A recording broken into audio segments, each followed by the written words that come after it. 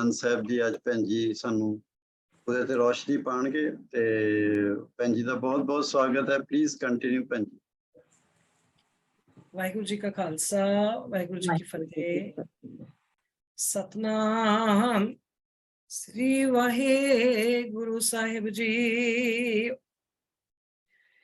ਇਹ ਸਰੀਰਾ ਮੇਰਿਆ इस जग में आए कै क्या तुद कर्म कमाया, के कर्म कमाया तुद शरीरा जा तू जग में आया। जिन हर तेरा रचन रचया सो हर मन न वसाया। गुर प्रसादी हर मन वसया पूरब लिखिया पाया। कहे नानक ए शरीर परवान हुआ जिन सतगुर स्यों चित लाया। आनंद साहब दी विचार करदियां करदियां पौड़ियां पौड़ी दर पौड़ी समझदियां होया अज आपां 35 नंबर पौड़ी ते पहुंचे। 35, 36 और 37 इन्हां पौड़ियां दे विच सच्चे पातशाह ने सतगुरु जी ने शरीर, कन, सरवन, साडे नेत्र इन्हां नूं सवाल कीता है। सवाल करके समझाया है सानू कि असी किस तरह अपनी जिंदगी सुचज्जे रस्ते ते किस तरह अपने ज्ञान इंदरे कर्म इंदरे सुचज्जे रस्ते ते असी किवें चलाउणे आ। जिस चीज ने भी कोई रचना होवे, कोई रचना किसी ने कीती होवे जां सानू कोई चीज दित्ती होवे ते ओदा शुकराना करना जेड़ा वो बड़ा जरूरी बनदा है। असी किसी कोलों कोई चीज लई है ते लैके असी चुप करके बह जाने आ, वो भी गलत आ। शुकराना करना चाहिए। किसी ने साड़ी मदद की है, सानू कोई चीज दिती आ तो ओदा सदा ही जिहड़ा शुक्र आ वो अदा करना चाहिए है। साडी रचना अकाल पुरख ने की है। माता पिता दे संबंध तो साडी रचना हुई है। यह शरीर साडा रचिया गया है और इस रचना वास्ते कि असी कदी अकाल पुरख दा असी शुकराना कीता है। दो तरह दी जोनियां भोगी, वैसे तो जूना बहुत ने पर मेन एक भोगी जेडे आए ने अपनी जिंदगी भोग के बस खादा पीता सुते बैठे उठे चले गए। मनुखा जून नूं सरदार कहा गया है सारिया जूनियां दा। जे सरदार आ तो इहदे जिम्मे कोई ना कोई काम भी है, कोई जिम्मेवारी भी है इहदी मनुखा जूनी दी। क्योंकि असी पढ़ते हैं ना भाई प्राप्त मानुख देहरिया गोबिंद मिलन की ए तेरी बरिया अवर काज तेरे किते ना काम मिल साध संगत भज केवल नाम। ये पढ़ते हैं असी गुरु दरबार दे विच जिस वेले असी आउंदे हैं, सत संगत विच जिस वेले असी आउंदे हैं, सत संगत करते हैं, गुरुद्वारा साहब आउंदे हैं, गुरु दरबार दे विच आउंदे हैं, बड़ियां इच्छावां लैके आउंदे हैं।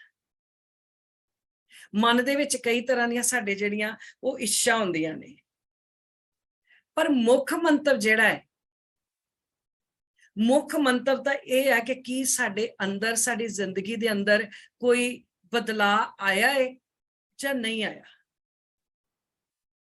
जे तां सतगुर साहब तो सिक्ख्या लैके गुरबाणी नूं अपने मन च वसा के जिंदगी किसे चंगे पासे तोर लई है, जिंदगी किसी सुचज्जे पासे वाले चल पई है, फिर तो बदला है।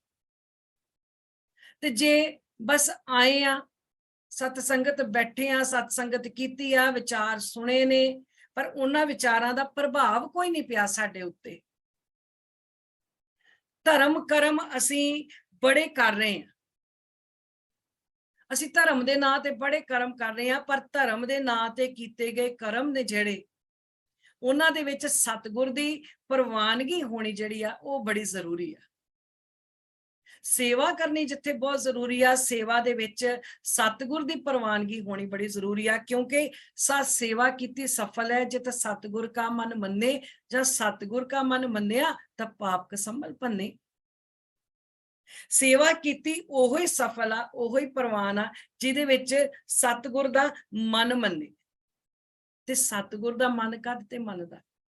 ਸਤਿਗੁਰ ਦਾ ਮਨ ਮੰਨਦਾ ਸੱਚ ਤੇ, ਸਤਿਗੁਰੂ ਦਾ ਮਨ ਮੰਨਦਾ ਸੰਤੋਖ ਤੇ, ਧੀਰਜ ਤੇ, ਧਰਮ ਤੇ।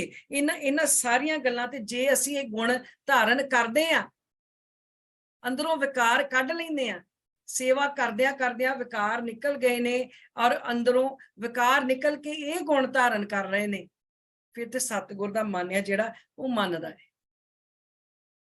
ਨਹੀਂ ਤਾਂ ਅਸੀਂ ਬਹੁਤ ਕਰਮ ਇਸ ਤਰ੍ਹਾਂ ਦੇ ਕਰਦੇ ਆ, ਅਸੀਂ ਸੋਚਦੇ ਆ ਕਿ ਅਸੀਂ ਇਹ ਕਰਮ ਧਰਮ ਦੇ ਨਾਂ ਤੇ ਕਰ ਰਹੇ ਆ, ਪਰ ਕੱਲਾ ਸਾਡੇ ਸੋਚਣ ਨਾਲ ਕੁਝ ਨਹੀਂ ਹੋਣਾ ਜਿੰਨੀ ਦੇਰ ਤੱਕ ਸਟੈਂਪ ਸਤਿਗੁਰ ਦੀ ਨਹੀਂ ਲੱਗਦੀ। ਕਿਉਂਕਿ ਬਾਬਾ ਕਬੀਰ ਜੀ ਨੂੰ ਪੜ੍ਹਦੇ ਸਾਨੂੰ ਇਸ ਗੱਲ ਦੀ ਸਮਝ ਲੱਗਦੀ ਆ, ਕਬੀਰ ਗੁਰ ਲਾਗਾ ਤਬ ਜਾਣੀਐ, ਮਿਟੇ ਮੋਹ ਤਨ ਪਾਪ, ਮਿਟੇ ਮੋਹ ਤਨ ਤਾਪ, ਹਰਖ ਸੋਗ ਦਾਜੇ ਨਹੀਂ, ਤਬ ਹਰ ਆਪੇ ਆਪ। ਤਨ ਨੂੰ ਤੇ ਤਾਪ ਚੜਿਆ ਪਿਆ ਹੈ, ਤਨ ਨੂੰ ਤਾਪ ਚੜਿਆ ਹੈ ਮੈਂ ਮੇਰੀ ਹੰਕਾਰ ਦਾ। ਤਨ ਦਾ ਜਿਹੜਾ ਤਾਪ ਆ ਉਹ ਲੱਥਦਾ ਹੀ ਨਹੀਂ।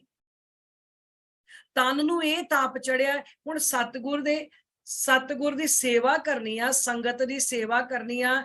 ਸੇਵਾ ਕਰਦੇ ਆ, ਮੈਂ ਆਖਾਂ ਮੈਂ 2 ਸੋਨੇ ਦੇ ਪੱਖੇ ਚੜਾ ਕੇ ਤੇ ਮੈਂ ਆਖਾਂ ਮੈਂ ਸੇਵਾ ਕਰ ਦਿੱਤੀ ਆ, ਤੇ ਨਾਲ ਮਨ ਦੇ ਵਿੱਚ ਇਹ ਗੱਲ ਆਵੇ ਵੀ ਪੱਖੇ ਸੋਨੇ ਦੇ ਚੜਾਏ ਆ, ਕਿ ਇਹ ਸਤਿਗੁਰ ਦੀ ਸਟੈਂਪ ਲੱਗੂਗੀ ਇਸ ਚੀਜ਼ ਤੇ?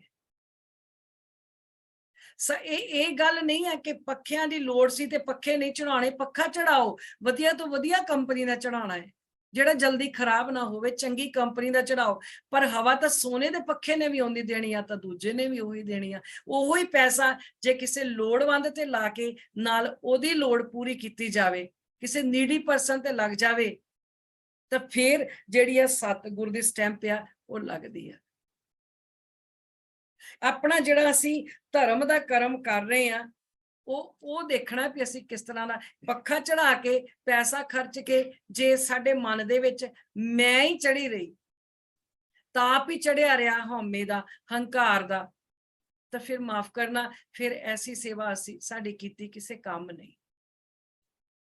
ਪਰ ਜੇ ਜ਼ਿੰਦਗੀ ਦੇ ਵਿੱਚ ਕਿਸੇ ਵੀ ਤਰ੍ਹਾਂ ਦਾ ਸਮਾਂ, ਜ਼ਿੰਦਗੀ 'ਚ ਬੜੇ ਸਮੇਂ ਆਉਂਦੇ, ਉਤਾਰ ਚੜਾ, ਉੱਚਾ ਨੀਵਾਂ, ਕਈ ਸਮੇਂ ਆਉਂਦੇ ਨੇ। ਜੇ ਇਹਨਾਂ ਸਮਿਆਂ ਦੇ ਵਿੱਚ ਆਪਣੇ ਆਪ ਨੂੰ ਸਥਿਰ ਰੱਖ ਲਿਆ, ਡੋਲੇ ਨਹੀਂ, ਅਸੀਂ ਡੋਲੇ ਨਹੀਂ, ਤੇ ਫਿਰ ਇਹਦਾ ਮਤਲਬ ਆ ਕਿ ਅਸੀਂ ਸਹੀ ਰਸਤੇ ਤੇ ਪਾਵਨ ਬਾਣੀ ਨੂੰ ਅਪਣਾਇਆ ਹੈ। ਤੇ ਜੇ ਜਿੰਨਾ ਚਿਰ ਤਾਂ ਸਹੀ ਚੱਲ ਰਿਹਾ ਹੈ ਉਹਨਾਂ ਚਿਰ ਠੀਕ ਆ, ਜੇ ਥੋੜਾ ਵੀ ਸਮਾਂ ਇੱਧਰ ਉੱਧਰ ਹੋ ਗਿਆ ਤੇ ਅਸੀਂ ਦੂਜੇ ਰੁਖ ਨੂੰ ਚੱਲ ਪਏ, ਤੇ ਫਿਰ ਪਾਵਨ ਬਾਣੀ ਦੀ ਸਿੱਖਿਆ ਜਿਹੜੀ ਆ ਉਹ ਤੇ ਨਾ ਲਈ ਹੋਈ। ਕੋਈ ਵੀ ਕੰਮ ਕਰਨ ਤੋਂ ਪਹਿਲੇ ਸੋਚਣਾ ਹੈ। ਸਰੀਰ ਨੂੰ ਸਵਾਲ ਆ, ਕੋਈ ਵੀ ਕੰਮ ਕਰਨ ਤੋਂ ਪਹਿਲੇ ਸੋਚਣਾ ਵੀ ਇਹ ਕਿਉਂ ਕਰਨਾ ਹੈ, ਕਾਹਦੇ ਲਈ ਕਰਨਾ ਹੈ। ਆਪਣੇ ਆਪ ਨੂੰ ਸਵਾਲ, ਹੁਣ ਰੋਟੀ ਕਿਉਂ ਖਾਣੀ ਆ, ਪਾਣੀ ਕਿਉਂ ਪੀਣਾ, ਕੱਪੜੇ ਕਿਉਂ ਪਹਿਨਦੇ ਆ, ਕੰਮ ਕਿਉਂ ਕਰਦੇ ਆ? ਪਤਾ ਹੈ ਨਾ ਜ਼ਰੂਰਤ ਆ, ਮੇਰੇ ਸਰੀਰ ਨੂੰ ਭੁੱਖ ਲੱਗੀ ਆ, ਰੋਟੀ ਖਾਣੀ ਆ, ਪਿਆਸ ਲੱਗੀ ਆ, ਪਾਣੀ ਪੀਣਾ ਹੈ, ਇਹ ਧੁੱਪ ਛਾਂ ਗਰਮੀ ਸਰਦੀ ਤੋਂ ਬਚਣਾ ਹੈ, ਬਸਤਰ ਪਹਿਨਣੇ ਆ। ਪਰ ਕੀ ਕਦੀ ਆਪਣੇ ਆਪ ਨੂੰ ਇਹ ਸਵਾਲ ਕੀਤਾ ਹੈ ਵੀ ਅਸੀਂ ਗੁਰਦੁਆਰੇ ਕਿਉਂ ਜਾਂਦੇ ਹਾਂ? ਅਸੀਂ ਗੁਰਦੁਆਰੇ ਜਾ ਕੇ ਅਸੀਂ ਮੱਥਾ ਕਿਉਂ ਟੇਕਦੇ ਹਾਂ, ਅਸੀਂ ਪਾਠ ਕਿਉਂ ਕਰ ਰਹੇ ਹਾਂ? ਕੀ ਕਦੀ ਇਹ ਵਾਲਾ ਸਵਾਲ ਕੀਤਾ ਹੈ? ਜਵਾਬ ਲੱਭੇਗਾ ਜ਼ਰੂਰ ਜੇ ਅਸੀਂ ਆਪਣੇ ਆਪ ਨੂੰ ਸਵਾਲ ਕਰਾਂਗੇ। ਰੋਟੀ ਕਿਉਂ ਖਾਂਦੇ ਆ ਜੀ? ਭੁੱਖ ਲੱਗੀ ਹੈ ਤਾਂ ਕਰਕੇ ਖਾਧੀ ਹੈ। ਜਵਾਬ ਮਿਲ ਗਿਆ ਨਾ ਜੇ ਕਿਸੇ ਨੇ ਕਿਉਂ ਪੁੱਛੀ ਹੈ। ਗੁਰਦੁਆਰੇ ਕਿਉਂ ਜਾਂਦੇ ਆ, ਜਾ ਕੇ ਸੇਵਾ ਕਿਉਂ ਕਰਦੇ ਆ? ਜੇ ਸਵਾਲ ਕਰਾਂਗੇ ਤੇ ਫਿਰ ਜਿਹੜਾ ਜਵਾਬ ਆ ਉਹ ਮਿਲੇਗਾ।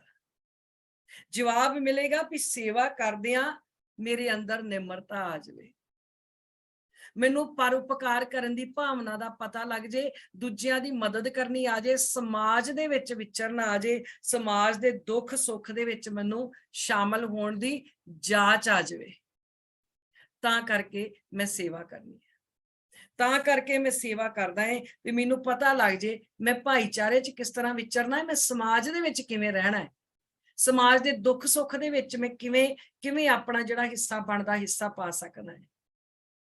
ਸਵਾਲ ਕੀਤਾ ਮਹਾਰਾਜ ਨੇ, ਅੱਜ ਦਾ ਸਵਾਲ ਸਰੀਰ ਨੂੰ ਕੀਤਾ ਹੈ। आख्या ए शरीरा मेरिया इस जग में आए के क्या तुद कर्म कमाया। सीधे अर्थ है भी जदों दा तू इस संसार दे विच आया है तू कोई काम भी कीता है। ते शरीर अगों जवाब दिंदा, शरीर कहंदा काम मैनू तां इन्ने काम आ, मैं इन्ने काम करदा है कि मैनू सौण दी वेल नहीं हैगी, मैनू आराम करन दी वेल नहीं हैगी, मैं इन्ने काम करदा। तुसीं कहंदे की काम कीता है? मैं तो काम ही इन्ने ज्यादा करदा है। दोबारा सवाल पूछया के कर्म कमाया, कि कर्म कमाया तुद शरीरा जां तू जग में आया। जदों दा संसार विच आया है काम की कीता, खाना सिक्ख्या, सोना सिक्ख्या, पहनना सिक्ख्या, पर कोई चंगी मत लैण दा यतन कीता, कोई उपराला कीता चंगी मत लैण दा? के कर्म कमाया तुद शरीरा। महाराज ने फिर जो शरीर ने कहा ना भी मैं तो बहुत काम करदा है, मेरे को तो वेल ही कोई नहीं है, दोबारा यह सवाल किया वा कि जिंदगी की दिशा सीखी है, सही दिशा की है मेरी जिंदगी दी। जिंदगी तो जिहड़ी आ वो धर्म वाले पासे दिशाहीन होई पई है, किसी चंगे पासे जिहड़े कोई गुण आ वो धारण ही नहीं कीते। गुरु दा सिख होण दा मान तां मिलिया ही कोई नहीं, एवें अपने आप ते स्टैंप लाई फिरदा भी मैं गुरु दा सिख हां। पर सवाल नहीं कदी करदा भी असीं जे सवाल कीता है कदी भी मैं गुरुद्वारे क्यों आया जी टाइम सी वेले सी सोचा चल मत्था टेक आईए। बहुता करके 90% ये गल कहंदे जी टाइम सी असीं कहा चलो वेले आ चलो मत्था ही टेक आउंदे आ, टाइम सी चलो मत्था टेक लैंदे आ। इस जवाब नालों तां स्कूल जाण वाला एक छोटा बच्चा है ना वो ज्यादा भला है, क्योंकि उन्होंने पता है जे मैं होमवर्क ना करके गया तो मैनू टीचर ने मारना है। होमवर्क करना मेरे लिए कितना जरूरी है, स्कूल का काम जिहड़ा मिलिया है ये करना कितना जरूरी है। जे मैं ना किया तो मेरी टीचर ने मैनू कुटना है, मैनू दबके मारने, मैनू गुस्से होना है। असी गुरुद्वारे आए, असी कभी सवाल किया शरीरा तेरियां अखां सुधरियां कि नहीं सुधरियां, तू पराया रूप देखना छड्डिया जां नहीं छड्डिया। अगे अगे पूछना महाराज ने, तो झूठ बोलना जेड़ा झूठ बोलना छड्डिया कि नहीं छड्डिया, ईमानदारी दी किरत करनी शुरू कीती है या नहीं कीती, के कर्म कमाया। सच्चे पातशाह के कहंदे जिन हर तेरा रचन रचिया, जिन हर तेरा रचन रचिया सो हर मन ना वसाया। जिन्ने तेरे जिस करता पुरख ने तेरा शरीर रचिया, जिस करता पुरख ने इस शरीर की रचना की है, जिहदी किरपा नाल इस शरीर की रचना हुई है। लख कोई जोर ला लवे, जो मर्जी कर लवे, किन्ने दुनिया ते साधन बन गए ने, बहुत साधन बन गए ने संसार दे उत्ते। जे भला किसी जोड़े दे घर कदी बच्चा ना होवे ते बड़े साधन ने, साधना ने बड़ी तरक्की कर ली है, पर जिन्नी देर तक उहदी किरपा नहीं ना हुंदी उन्नी देर तक बीज नहीं पैंदा। ये गल मननी पऊगी। लखां रुपया ला के देख लिया कईयां ने, लखां रुपया ला लिया है, थक हार के बैठ गए ने, पर जो बहुत साधन करके आर्टिफिशियल साधन भी अपना लए ने, पर जिन्नी देर तक वो बीज नहीं ना पाउंदा, ओदी किरपा ओदी निगाह नहीं ना हैगी अकाल पुरख दी, उन्नी देर तक गल बननी कोई नहीं। ते जिन्ने ये रचना रची है, जिन्ने ये जीवन दिता है, असी कदर नहीं ना करदे, सानू पता नहीं है ये की इस शरीर दा मुल आ, सानू समझ नहीं है। पुछ के देखो उन्हां नू जिन्हां दे है नहीं आ, जिन्हां नू औलाद दा सुख नहीं, पुछ के देखो उन्हां नू इस शरीर दी की कीमत आ। ਕੀ ਕੀਮਤ ਆ ਇਹ ਜਿਹੜੀ ਇਹ ਰਚਨਾ ਇੰਨੀ ਖੂਬਸੂਰਤ ਰਚੀ ਆ ਨਾ ਉਸ ਅਕਾਲ ਪੁਰਖ ਨੇ, ਇਸ ਖੂਬਸੂਰਤ ਰਚਨਾ ਦੀ ਕੀ ਕੀਮਤ ਹੈ।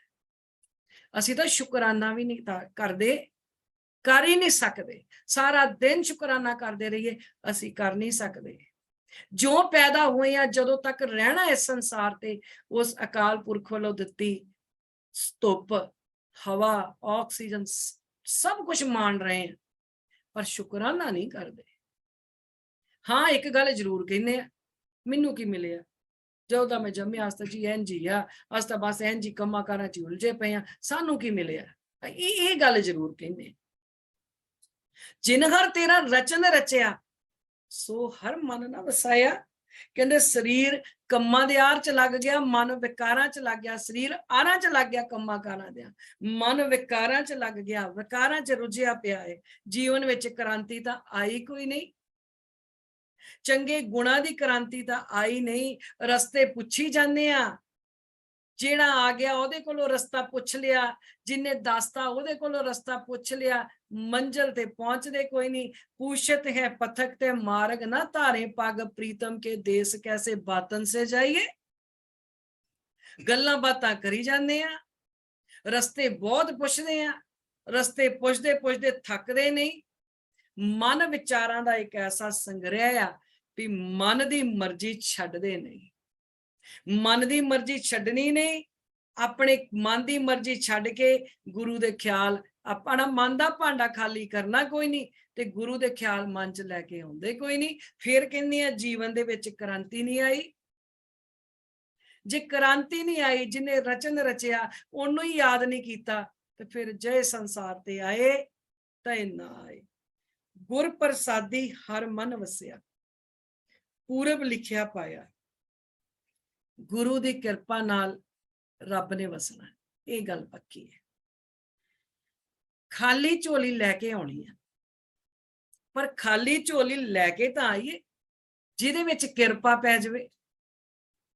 ਝੋਲੀ ਅਸੀਂ ਖਾਲੀ ਕਦੀ ਲੈ ਕੇ ਨਹੀਂ ਆਉਂਦੇ। ਜੇ ਖਾਲੀ ਝੋਲੀ ਲੈ ਕੇ ਆਵਾਂਗੇ ਤੇ ਝੋਲੀ ਭਰੀ ਜਾਊਗੀ। ਅਸੀਂ ਤੇ ਹੱਲੀ ਝੋਲੀ ਫਲਾਈ ਆ, ਹੱਲੀ ਹੋਰ ਗੱਲਾਂ ਵਾਸਤੇ ਝੋਲੀ ਫਲਾਈ ਆ, ਗੁਣਾ ਵਾਸਤੇ ਨਹੀਂ। ਗੁਣਾ ਵਾਸਤੇ ਜਿੱਦਣ ਝੋਲੀ ਫਲਾਈ ਨਾ, ਉਦਣ ਪਤਾ ਕੀ ਹੋਣਾ, ਉਦਣ ਗੂੰਗੇ ਹੋ ਜਾਣਾ ਹੈ। ਗੂੰਗੇ ਕਾਦੇ ਵੱਲੋਂ ਹੋ ਜਾਣਾ? ਕਬੀਰ ਗੂੰਗਾ ਹੁਆ ਬਾਵਰਾ, ਬਹਿਰਾ ਹੁਆ ਕਾਨ। ਕਿਹਦੇ ਤੇ ਗੂੰਗੇ, ਕਿਵੇਂ ਗੂੰਗੇ ਹੋਣਾ? ਫਿਰ ਮਾੜੇ ਬੋਲ ਨਹੀਂ ਬੋਲਣੇ, ਗੂੰਗੇ ਹੋ ਜਾਣਾ। ਫਿਰ ਅਸੀਂ ਕੋਈ ਮਾੜੀ ਗੱਲ ਨਹੀਂ ਕਰਨੀ। ਕੰਨਾਂ ਵੱਲੋਂ ਵੀ, ਕੰਨਾਂ ਵੱਲੋਂ ਬਹਿਰੇ ਹੋ ਜਾਣਾ, ਬੋਲੇ ਹੋ ਜਾਣਾ, ਕਿਉਂਕਿ ਕੰਨਾਂ ਨੇ ਮੁੜ ਕੇ ਨਿੰਦਾ ਚੁਗਲੀ ਕਰਨੀ ਛੱਡ ਦੇਣੀ। ਜਿੱਦਣ ਗੁਰੂ ਦੀ ਕਿਰਪਾ ਲੈ ਲਈ, ਜਿੱਦਣ ਗੁਰੂ ਦੀ ਕਿਰਪਾ ਦੇ ਪਾਤਰ ਬਣ ਗਏ, ਉਸ ਦਿਨ ਪਾਉਂ ਤੇ ਪਿੰਗਲ ਪਏ, ਜਿਹੜੇ ਪੈਰ ਉਹ ਪਿੰਗਲੇ ਹੋ ਜਾਣੇ ਆ। ਜਿੱਦਣ ਸਤਿਗੁਰ ਨੇ ਬਾਣ ਮਾਰਿਆ, ਜਿੱਦਣ ਉਹਦੀ ਕਿਰਪਾ ਦੇ ਪਾਤਰ ਬਣ ਗਏ, ਜਿਹੜੇ ਫਿਰ ਪੈਰ ਆ ਫਿਰ ਗਲਤ ਪਾਸੇ ਜਾਣੇ ਹੀ ਨਹੀਂ। ਫਿਰ ਜਿਹੜੀ ਗੁਰੂ ਦੀ ਗੱਲ ਆ ਨਾ, ਉਹ ਕੰਨ ਤੋਂ ਮਨ ਤੱਕ ਆ ਜਾਣੀ ਆ। ਹੱਲੀ ਜਿਹੜੀ ਬਾਣੀ ਆ ਉਹ ਕੰਨ ਤੱਕ ਆ, ਮਨ ਵਿੱਚ ਨਹੀਂ ਆਈ। ਕੰਨ ਤੋਂ ਮਨ ਦਾ ਸਫ਼ਰ ਅਸੀਂ ਤੈਅ ਹੀ ਨਹੀਂ ਕਰਦੇ। ਸਾਰੀ ਜ਼ਿੰਦਗੀ ਲੰਘਾ ਲੈਂਦੇ ਆ ਕੰਨ ਤੋਂ ਮਨ ਦਾ। ਵੈਸੇ ਤੇ ਬਹੁਤਾ ਕਰਕੇ ਕੰਨ 'ਚ ਵੀ ਨਹੀਂ ਪਾਉਂਦੇ। ਉਹ ਸਰਵਣਾ ਵਾਲੀ ਗੱਲ 'ਚ ਆਪਾਂ ਕਰਾਂਗੇ, ਅਸੀਂ ਕੰਨ 'ਚ ਵੀ ਨਹੀਂ ਪਾਉਂਦੇ। ਬਸ ਕੰਨ, ਪਰ ਜੇ ਕਿਤੇ ਕੰਨ 'ਚ ਪੈ ਵੀ ਗਈ ਆ ਤੇ ਕੰਨ ਤੋਂ ਮਨ ਤੱਕ ਦਾ ਸਫ਼ਰ ਤੈਅ ਹੀ ਨਹੀਂ ਹੋਣ ਦਿੰਦੇ।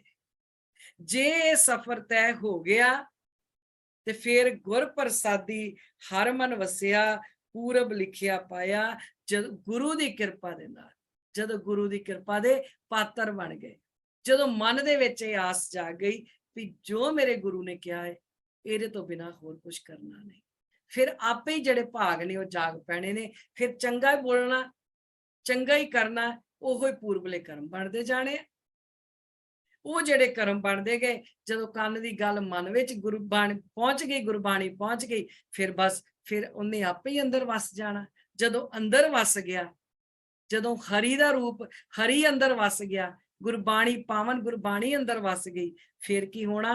ਕਹੇ ਨਾਨਕ ਇਹ ਸਰੀਰ ਪ੍ਰਵਾਨ ਹੋਆ, ਜਿਨ ਸਤਿਗੁਰ ਸਿਉ ਚਿਤ ਲਾਇਆ। ਹੁਣ ਪਹਲੀ ਤੇ ਅਸੀਂ ਕਹਿੰਦੇ ਆ ਬਾਣੀ ਇੰਨੀ ਪੜ੍ਹਦੇ ਆ, ਪਾਠ ਇੰਨੇ ਕਰਦੇ ਆ, ਇੰਨੀ ਸੇਵਾ ਕਰਦੇ ਆ, ਸੁਚਮਤਾ ਰੱਖਦੇ ਆ, ਬਹੁਤ ਕੁਝ ਕਰਦੇ ਆ, ਪਰ ਕੱਲੀ ਬਾਣੀ ਪੜ੍ਹਨ ਦੇ ਨਾਲ ਪ੍ਰਵਾਨ ਨਹੀਂ ਹੋਇਆ ਜਾਣਾ। ਜਿੰਨੀ ਦੇਰ ਤੱਕ ਬਾਣੀ ਦੇ ਉੱਤੇ ਤੁਰੇ ਨਾ, ਜਿੰਨੀ ਦੇਰ ਤੱਕ ਬਾਣੀ ਅਨੁਸਾਰ ਆਪਣੇ ਸਰੀਰ ਨੂੰ ਚਲਾਇਆ ਨਾ। ਜਿੱਦਣ ਬਾਣੀ ਅਨੁਸਾਰ ਚਲਾਇਆ ਉਦਣ ਸਰੀਰ ਪ੍ਰਵਾਨ ਹੋ ਗਿਆ, ਤੇ ਪ੍ਰਵਾਨ ਉਹਨਾਂ ਦਾ ਹੋਣਾ ਹੈ ਜਿਨ ਸਤਿਗੁਰ ਸਿਉ ਚਿਤ ਲਾਇਆ, ਜਿਨ੍ਹਾਂ ਨੇ ਸਤਿਗੁਰ ਦੇ ਨਾਲ ਚਿੱਤ ਲਾ ਲਿਆ, ਜਿਨ੍ਹਾਂ ਨੇ ਸਤਿਗੁਰ ਦੀ ਬਾਣੀ ਮਨ ਦੇ ਵਿੱਚ ਵਸਾ ਲਈ। ਅੱਗੇ ਸੱਚੇ ਪਾਤਸ਼ਾਹ ਸਰੀਰ ਤੋਂ ਬਾਅਦ ਅੱਖਾਂ ਨੂੰ ਸਵਾਲ ਕਰਦੇ ਆ। ਇਹ ਨੇਤਰੋ ਮੇਰਿਓ ਹਰ ਤੁਮੇ ਜੋਤ ਤਰੀ, ਹਰ ਬਿਨ ਅਵਰ ਨਾ ਦੇਖੋ ਕੋਈ, ਹਰ ਬਿਨ ਅਵਰ ਨਾ ਦੇਖੋ ਕੋਈ, ਨਦਰੀ ਹਰ ਨੇ ਹਾਲਿਆ। ਇਹ ਵਿਸ ਸੰਸਾਰ ਤੁਮ ਦੇਖਦੇ, ਇਹ ਹਰ ਕਾ ਰੂਪ ਹੈ, ਹਰ ਰੂਪ ਨਦਰੀ ਆਇਆ। ਗੁਰ ਪ੍ਰਸਾਦੀ ਬੁਝਿਆ, ਜਾਂ ਵੇਖਾ ਹਰ ਇੱਕ ਹੈ, ਹਰ ਬਿਨ ਅਵਰ ਨਾ ਕੋਈ। ਕਹੇ ਨਾਨਕ ਇਹ ਨੇਤਰ ਅੰਧ ਸੇ, ਸਤਿਗੁਰ ਮਿਲੇ ਦਿਵ ਦ੍ਰਿਸ਼ਟ ਹੋਈ।